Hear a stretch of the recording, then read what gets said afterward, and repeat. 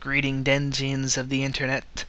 I have my now delayed review of episode 4 of The Legend of Korra. Once again, I apologize for this. I normally try to post these up on Saturday when it premieres, but hey, life interferes. Sometimes you have commitments you have to attend to all day, and you can't watch a children's cartoon show. Priorities, people. Priorities. However, luckily we have this thing called the internet, and I've now caught up, watched the latest episode, and two things strike me with this episode. One, this is a damn good episode as a character building / world building episode. We don't see anything actually big and exciting happen. They kind of fake us out. And if you haven't seen the episode, I'm assuming you probably have, so there is spoilers in this. Just then take my word for it that it's a good episode, because from here on out it's spoilers for the episode. Who watches a review of a TV episode before they actually watch the episode? I don't know. But we have two big things. It's a character building episode and it's a world building episode. The character building is in both Amon and Korra. On the Amon side of things, we have him becoming even bigger of a bigger threat. Not that they actually, and they did a great job of misdirection with the trailers or commercials for this episode, where it looked like they were going to have a throwdown fight. I thought they were going to actually have a bit of a fight, and they were going to do the, he beats her type of thing. No, he doesn't even fight. He's like, I'm loving this villain here, because he shows up, Korra calls her out, he shows up at the time, and they catch her, and he goes, I'm not going to fight you, I have a plan, and you're going to be the last to go. It's like very much like Commando, the 1980s movie. Arnold Schwarzenegger, I'm going to kill you last. It's intimidating. It shows that it shows you have a villain who's got a plan, who's thinking, what's he doing? It's showing he's an intelligent villain. He is not falling for any tricks, traps. He's going awesome. And right now, he's got the legitimacy as a villain, as a threat, to actually pull this off. A lot of times they're, I'm not going to fight you yet, hero. I have a plan. A lot of times when they do that type of speech in a series, this guy's already been beaten by the hero about a billion times. And you're like, yeah, right. Right now, we have no idea what this guy's planning. And he's scary. So when you have a villain go, no, I'm not playing your game. You're all playing my game, type of a deal. And thus far, everything he's done seems to be going to some sort of plan of his. It makes you nervous at what exactly he's going to do and what consequences are there going to be. Even if you think he's defeated in the end, this is also a series where I believe the writers might go, the world might get messed up. Maybe Korra might have to do an ultimate sacrifice type of a deal. I believe these writers really have a complete free reign. They've even said they were amazed at the stuff that Nickelodeon had greenlit for them, that they were certain they were going to get feedback, which basically is a signal that Nickelodeon has basically cut producer chains to them, and just go, whatever you guys do is gold for us and it makes money, so we're just going to let you do whatever you do. This is what I like to call the James Cameron effect. Studios don't question James Cameron because he produces billion-dollar movies. Same thing with Michael Bay. Only it's more only to their detriment that there's not a little oversight on Michael Bay. But I digress. So you're really nervous on this one because these writers, they might have it so Amon maybe scores some sort of victory or messes up the Avatar. Maybe Korra, like I said, makes the ultimate sacrifice. We also have really a big, huge intimidation factor from Amon here. The fact that he's gotten under the skin of Korra. And Korra is scared. Frightened down to her core about this guy. And the episode doesn't end with her confronting and overcoming her fear. At the end, she is crying out of that she is scared of this guy. She's confronted him, and he didn't even give her that, like, we're going to fight, and maybe even have some sort of a bunker hill type moment where, okay, she fought him, but she at least, gave him a little running. He's not invincible. Not even that. He had captured her. He could have taken her power away right there. He said, I could take your power away, but it doesn't fit with my plan. I have something else planned for you. Which kind of makes you wonder why he showed up there in the first place. I guess you can argue he showed up there so they couldn't say he didn't show up. The guy's thinking political. But the fact that he ends the episode and while she's maybe starting to confront the fear, she hasn't even beaten it. It's still there completely. She's still scared of him. Like I said, the episode ends with her just crying because she is so afraid of this guy. That's a great villain build-up right there. Now, as a character development for Korra, it's finally, she's been a character who thus far we've seen has never faced a problem. She's never been afraid, or not that she's never faced a problem. She's never been afraid to face problems. She's been too bullheaded because she's always had that confidence.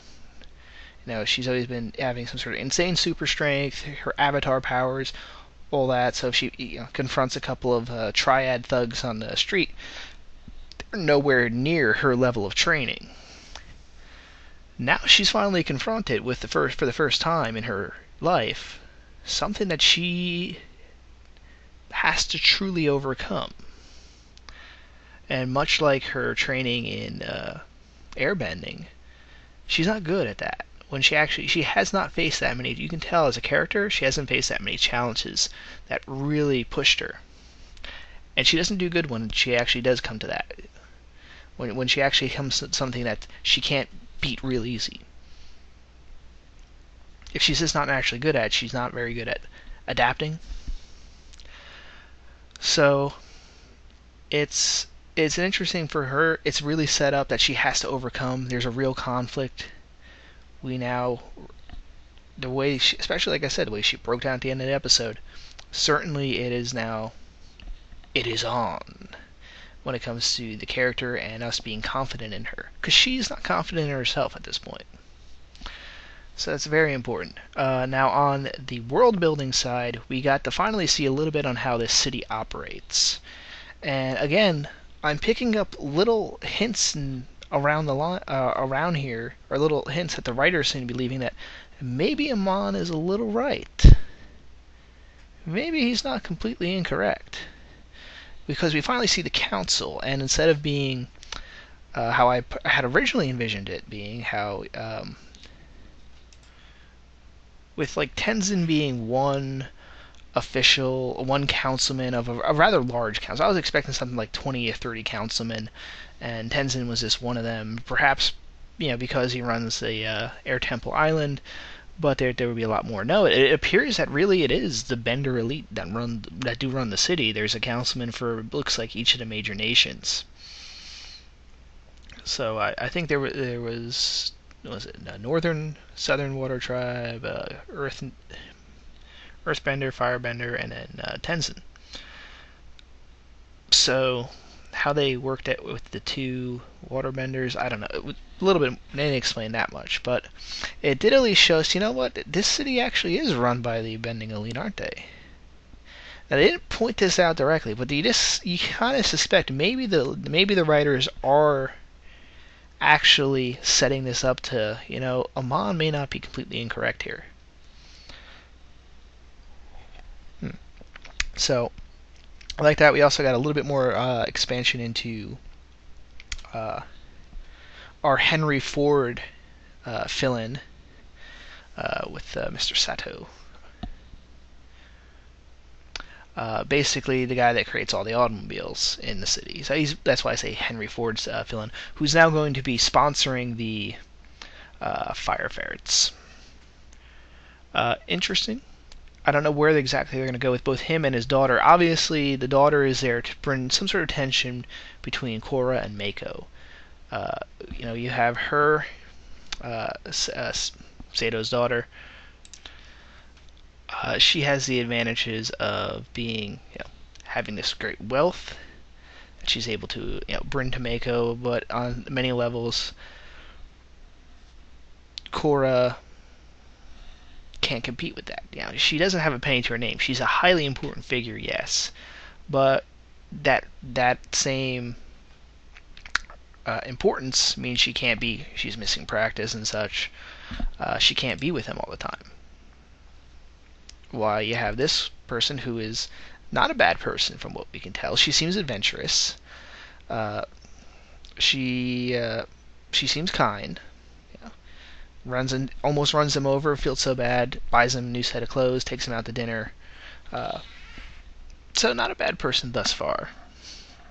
It'll be very interesting to see how they do this. How they work her in. Does she become part of the regular team? Do they maybe bring some sort of industrialist issue where it's going to divide Mako and Korra, and some sort of workers' rights thing? Maybe some sort of workers' riot stirred up by Amon over the fact that they were working for the oppression of the Avengers, man.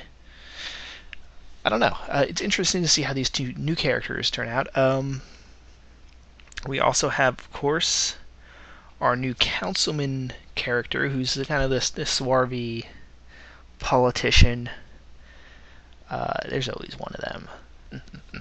Obviously extremely rich, northern water tribe, so he's a bit of a snob to begin with. Love that they kept that character trait from the northern guys. Let's see here. So interesting with that. It's going to be, I think, also interesting to see how Korra goes with this now kind of... She's wearing very many hats, and I hope I think this is what they're going to do is... They've hinted at this, is that she's going to start getting the pressure. She's supposed to be training to become, her airbending. She's also supposed to be training on the, for the Fire Ferrets tournament, which I already thought those two together seemed rather intensive. And now she's a part-time, she's a deputy as well, and celebrity. Wearing many hats. I wonder if they're going to put that she eventually have it that she is wearing too many hats and she's got to decide what's most important. It's going to be interesting to see how they turn that, if they do anything with that. Let's see. I think that's about it. I'm hitting pretty much a brick wall. I mean, there's always more stuff you can talk about, but overall, very good episode. Nothing super plot important that I can tell as of yet happened. We'll see, with the Sato characters, if they become more important in Tabla or they dropped after a few episodes. Always a hard thing to tell when you're watching a series as it unfolds. We know next episode does look like it's going to center back on the tournament. So they might be doing that. They might wind up doing this kind of floating. Here's an episode of her training. Here's an episode of her in the tournament, in the pro bending, and then here's an episode of her as a deputy. I could see them doing that. Then again, they kind of misdirected us with this last episode. So they very well could have it that it doesn't... Maybe there's a match or two, but other important stuff happens. Could easily be the case. Excited for it. We'll see what happens. We'll find out, I guess, on Saturday. And other channel news, of course, stay tuned later in the week for my review of The Avengers. I'll be picking up my tickets for the midnight premiere tomorrow, so I'll know I'm definitely going to see that. And who knows what else I might think of the review or comment on. I'm sure I'll think of something during the week. Signing off for now to YouTube. Bye. I almost forgot. Luckily, I can edit audio. I almost forgot to mention one thing in this. We saw a bit of a flash. Looked like flashback, or at least a flash to one of the previous Avatar's lives. Looks like Avatar Aang with a beard. In his older days, fighting some sort of villain. And they had mentioned earlier in the series about how Avatar Aang had confronted a danger to Republic City. I have a feeling we're going to, within an episode or two, we're going to be revealed, Korra is going to start contacting her predecessor, so we're going to see Aang return, and we're going to see adult Aang with beard, apparently. It's going to be very interesting. I'm sure we'll also get some characterization on Tenzin if they do that as well. And of course, there's one thing that I have forgotten to do in every single one of these reviews, and I try to remind myself every time I do it. The one mention of the character Mako. Huge creds out for giving a reference to General Iroh's voice actor, the legendary Japanese actor Mako, from, of course, Conan the Barbarian, my favorite film, as well as numerous other films. Really, he actually died during the production of Avatar: The Last Airbender. I believe during season 2. He recorded most of his stuff for that. They even dedicated an episode to him, or at least a short for the episode. So it was one of his last performances, and it was a memorable one.